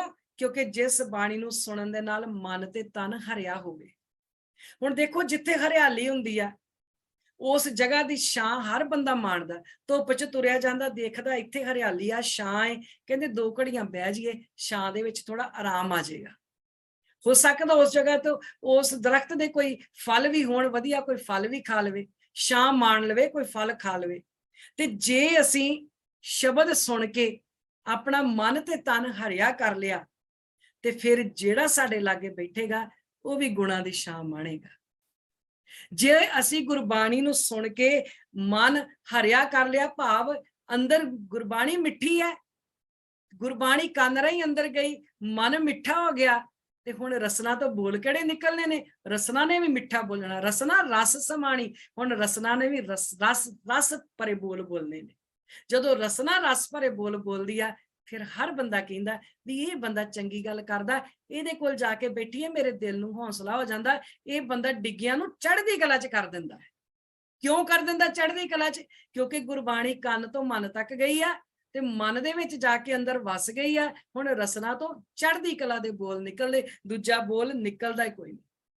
ਅੱਜ ਧਰਮ ਦਾ ਪ੍ਰਚਾਰ ਬਹੁਤ ਹੋ ਰਿਹਾ ਹੈ, ਕਮੀ ਨਹੀਂ ਹੈਗੀ ਧਰਮ ਦੇ ਪ੍ਰਚਾਰ 'ਚ। ਕਿਤੇ ਕੀਰਤਨ ਦਰਬਾਰ, ਕਿਤੇ ਕਥਾ ਵਿਚਾਰਾਂ, ਕਿਤੇ ਸਭ ਕੁਝ, ਬਹੁਤ ਕੁਝ ਹੋ ਰਿਹਾ ਹੈ। ਪਰ ਇਸ ਧਰਮ ਦੇ ਪ੍ਰਚਾਰ ਨੇ ਕਿੰਨਿਆਂ ਦੀਆਂ ਜ਼ਿੰਦਗੀਆਂ ਸੁਧਾਰੀਆਂ ਨੇ। ਗੱਲ ਇਹ ਦੇਖਣ ਵਾਲੀ ਕਿ ਅਸੀਂ ਉਹ ਧਰਮ ਦਾ ਪ੍ਰਚਾਰ ਜੋ ਹੋ ਰਿਹਾ ਉਹਨੂੰ ਸੁਣਦੇ ਹਾਂ। ਜੇ ਉਹਨੂੰ ਸੁਣ ਕੇ ਹਰੇ ਹੋਵਾਂਗੇ, ਮਨ ਤਨ ਹਰਿਆ ਹੋਵੇਗਾ, ਤੇ ਫਿਰ ਜ਼ਿੰਦਗੀ ਦੀ ਫਿਰ ਮਨ ਦੀ ਹਾਲਤ ਹੋਏਗੀ, ਆਖਾਂ ਜੀਵਾਂ ਵਿਸਰੇ ਮਰ ਜਾਵਾਂ। ਤਾਂ ਹੋਊਗਾ ਜੇ ਇਸ ਗੁਰਬਾਣੀ ਨੂੰ ਅਸੀਂ ਸੁਣਾਂਗੇ, ਜੇ ਗੁਰਬਾਣੀ ਕੰਨ ਤੋਂ ਮਨ ਤੱਕ ਪਹੁੰਚਾਵਾਂਗੇ। ਸੱਚ ਅਲਖ ਵਿਡਾਣੀ ਤਾਂ ਕਿ ਗੱਤ ਕਹੀ ਨਾ ਜਾਏ। ਉਹ ਸੱਚਾ ਪਾਤਸ਼ਾਹ ਇਸ ਤਰ੍ਹਾਂ ਦਾ ਹੈ, ਉਹਦੀ ਬੇਅੰਤਤਾ ਬਿਆਨ ਨਹੀਂ ਕੀਤੀ ਜਾ ਸਕਦੀ। ਉਹ ਪਰੇ ਤੋਂ ਪਰੇ ਆ, ਅਪਰੰਪਾਰ ਆ, ਉਹਦੇ ਬਾਰੇ ਅਸੀਂ ਬਿਆਨ ਨਹੀਂ ਕਰ ਸਕਦੇ।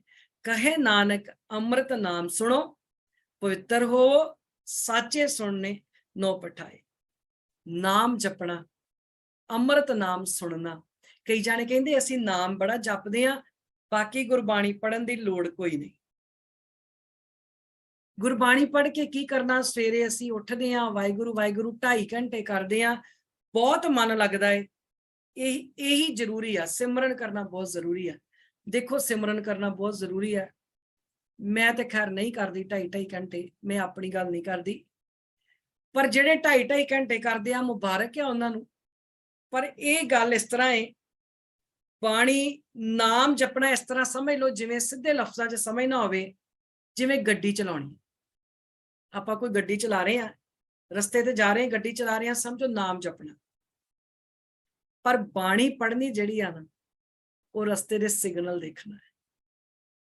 ਜਿੰਨੀ ਦੇਰ ਤੱਕ ਸਿਗਨਲ ਨਹੀਂ ਦੇਖੋਗੇ ਨਾ, ਰਸਤੇ ਦੇ ਸਿਗਨਲ ਸਮਝੋਗੇ ਨਹੀਂ, ਉਨੀ ਦੇਰ ਤੱਕ ਗੱਡੀ ਜਿੰਨੀ ਮਰਜ਼ੀ ਚਲਾਈ ਜਾਓ, ਬਸ ਸੜਕ ਚਲਾਈ ਜਾਓਗੇ, ਮੰਜ਼ਿਲ ਤੇ ਨਹੀਂ ਪਹੁੰਚੋਗੇ। ਮੰਜ਼ਿਲ ਤੇ ਪਹੁੰਚਣ ਵਾਸਤੇ ਸਿਗਨਲ ਆਸੇ-ਪਾਸੇ ਦੇ ਦੇਖਣੇ ਬਹੁਤ ਜ਼ਰੂਰੀ ਹੈ। ਨਹੀਂ ਦੇਖੋਗੇ ਤੇ ਪਹੁੰਚੋਗੇ ਨਹੀਂ, ਬਸ ਗੱਡੀ ਚੱਲ ਰਹੀ ਹੈ, ਚੱਲੀ ਜਾ ਰਹੀ ਹੈ। ਜਿਹੜੇ ਨਾਮ ਜਪਦੇ ਨੇ ਬਹੁਤ ਜ਼ਰੂਰੀ ਹੈ ਜਪਣ, ਪਰ ਨਾਲ ਗੁਰਬਾਣੀ ਪੜ੍ਹਨੀ ਜਿਹੜੀ ਆ ਉਹ ਬਹੁਤ ਜ਼ਰੂਰੀ ਆ।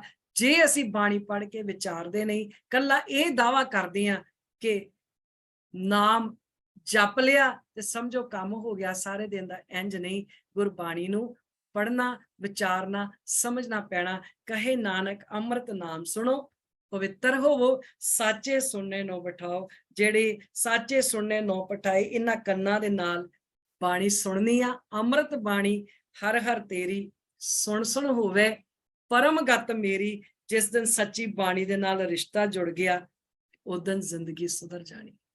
ਜਿਸ ਦਿਨ ਅੰਮ੍ਰਿਤ ਬਾਣੀ ਦੀ ਸਮਝ ਆਉਣ ਲੱਗ ਪਈ, ਉਸ ਦਿਨ ਸੁਣਨਾ ਆ ਗਿਆ ਜਿੱਦਣ, ਉਸ ਦਿਨ ਫਿਰ ਕਿਸੇ ਦੀ ਨਿੰਦਾ ਵੀ ਨਹੀਂ ਕਰਨੀ ਅਸੀਂ। ਫਿਰ ਅਸੀਂ ਨਿੰਦਾ ਵਾਲੇ ਪਾਸੇ ਤੁਰਨਾ ਹੀ ਨਹੀਂ। ਫਿਰ ਜਦੋਂ ਨਿੰਦਾ ਨਹੀਂ ਕਰਨੀ, ਫਿਰ ਈਰਖਾ ਵੀ ਨਿਕਲ ਜਾਣੀ ਅੰਦਰੋਂ, ਫਿਰ ਗੁੱਸਾ ਵੀ ਨਿਕਲ ਜਾਣਾ, ਕਿਉਂਕਿ ਇਹ ਨਿੰਦਾ ਜੜ ਹੈਗੀ ਆ ਸਾਰੀਆਂ ਚੀਜ਼ਾਂ ਦੀ। ਫਿਰ ਹੌਲੀ ਹੌਲੀ ਇਹ ਸਾਰੀਆਂ ਚੀਜ਼ਾਂ ਨਿਕਲ ਜਾਣੀਆਂ, ਮਨ ਧੋਤਾ ਜਾਣਾ। ਜਦੋਂ ਮਨ ਦੀ ਮੈਲ ਧੋਤੀ ਗਈ ਗੁਰਬਾਣੀ ਸੁਣ ਕੇ, ਤੇ ਫਿਰ ਮਨ ਦੀ ਮੈਲ ਧੋਤੀ ਗਈ, ਫਿਰ ਕੀ ਹੋ ਜਾਊਗਾ? ਫਿਰ ਮਨ ਤਨ ਹਰਿਆ ਹੋ ਜਾਣਾ। ਮਨ ਤਨ ਹਰਿਆ ਹੋ ਗਿਆ, ਫਿਰ ਸੱਚ ਦੀ ਆਵਾਜ਼ ਨੂੰ ਪਹਿਚਾਨਣਾ ਸਿੱਖੀਏ। ਸੱਚ ਦੀ ਆਵਾਜ਼ ਸੁਣਨਾ ਸਿਰਫ ਉਹ ਨਹੀਂ ਆ ਕਿ ਜਿਹੜੀ ਆਵਾਜ਼ ਸੁਣੀ ਗਈ ਸਮਝੋ ਸੁਣ ਲਿਆ, ਇਹਨੂੰ ਸੁਣਨਾ ਨਹੀਂ ਕਿਹਾ ਜਾਂਦਾ। ਸੁਣਨ ਦਾ ਮਤਲਬ ਆ ਸੱਚ ਤੇ ਝੂਠ ਦੀ ਪਰਖ ਕਰਨੀ। ਕਿਹੜੀ ਚੀਜ਼ ਸੁਣਨੀ ਚਾਹੀਦੀ ਆ ਤੇ ਕਿਹੜੀ ਨਹੀਂ ਸੁਣਨੀ ਚਾਹੀਦੀ, ਉਹਨੂੰ ਸੁਣਨਾ ਆਖਿਆ ਗਿਆ ਹੈ। ਪੜ੍ਹਦੇ ਨਾ ਮੇਰੇ ਮੋਹਨ ਸਰਵਣੀ ਹੈ ਨਾ ਸੁਣਾਏ, ਆਪਾਂ ਇਹ ਪੜ੍ਹਦੇ ਆ ਨਾ। ਸੋ ਪਰਖ ਕਰਨੀ ਆ ਜਾਵੇ ਵੀ ਮੈਂ ਕਿਹੜੀ ਚੀਜ਼ ਸੁਣਨੀ ਆ ਤੇ ਕਿਹੜੀ ਨਹੀਂ ਸੁਣਨੀ। ਕਾਸ਼ ਸਾਨੂੰ ਪਰਖ ਕਰਨੀ ਆ ਜੇ। 37 ਪੌੜੀਆਂ ਤੱਕ ਅਸੀਂ ਚਾੜ੍ਹਿਆ ਆ, 3 ਪੌੜੀਆਂ ਰਹਿ ਗਈਆਂ। ਸੱਚੇ ਪਾਤਸ਼ਾਹ ਨੇ ਅਗਲੀਆਂ ਪੌੜੀਆਂ 'ਚ ਬਾਕੀ ਗੱਲ ਵੀ ਸਮਝਾ ਕੇ ਆਨੰਦ ਦੀ ਅਵਸਥਾ ਤੱਕ ਲੈ ਜਾਣਾ ਆਖਰ ਤੇ। ਹੁਣ ਸਾਡੇ ਤੇ ਡਿਪੈਂਡ ਕਰਨਾ ਹੈ ਵੀ ਅਸੀਂ ਆਨੰਦ ਦੀ ਅਵਸਥਾ ਨੂੰ ਕਿਵੇਂ ਮੰਨਣਾ ਹੈ, ਕਿਵੇਂ ਅਸੀਂ ਆਪਣੀਆਂ ਅੱਖਾਂ ਨੂੰ, ਰਸਨਾ ਨੂੰ, ਕੰਨ ਨੂੰ, ਸਰੀਰ ਨੂੰ, ਇਹਨਾਂ ਸਾਰੇ ਕਰਮ ਇੰਦਰੀਆਂ ਤੇ ਗਿਆਨ ਇੰਦਰੀਆਂ ਨੂੰ ਅਸੀਂ ਕਿਵੇਂ ਸਮਝਾਉਣਾ ਹੈ, ਕਿਵੇਂ ਅਸੀਂ ਗੁਰਬਾਣੀ ਦੀ ਵਿਚਾਰ ਜਿਹੜੀ ਆ ਉਹ ਸਮਝਣੀ ਆ, ਔਰ ਇਸ ਵਿਚਾਰ ਤੇ ਚੱਲਦੇ ਆ। ਸੱਚ ਦੇ ਨਾਲ, ਸਤਿਗੁਰ ਦੇ ਨਾਲ ਚਿੱਤ ਕਿਵੇਂ ਲਾ ਕੇ ਰੱਖਣਾ, ਇਹ ਸਾਡੇ ਤੇ ਆ। ਸੋ ਇੰਨੀਆਂ ਵਿਚਾਰਾਂ ਕਰਦੇ ਆ। ਅਨੇਕਾਂ ਤਰ੍ਹਾਂ ਦੀਆਂ ਭੁੱਲਾਂ, ਚੁੱਕਾਂ, ਗਲਤੀਆਂ ਮੈਂ ਕੀਤੀਆਂ ਹੋਣਗੀਆਂ। ਸੋ ਇਹਨਾਂ ਗਲਤੀਆਂ ਨੂੰ ਨਾ ਚਿਤਾਰਦਿਆਂ ਹੋਇਆਂ ਮੈਂ ਖਿਮਾ ਦੀ ਜਾਚਕ ਹਾਂ। ਆਓ ਜੀ ਫਤਿਹ ਦੇ ਨਾਲ ਸਾਂਝ ਪਾਈਏ। ਆਖੋ ਜੀ ਵਾਹਿਗੁਰੂ ਜੀ ਕਾ ਵਾਹਿਗੁਰੂ ਜੀ ਕਾ ਖਾਲਸਾ, ਵਾਹਿਗੁਰੂ ਜੀ ਕੀ ਵਾਹਿਗੁਰੂ ਜੀ ਕੀ ਫਤਿਹ।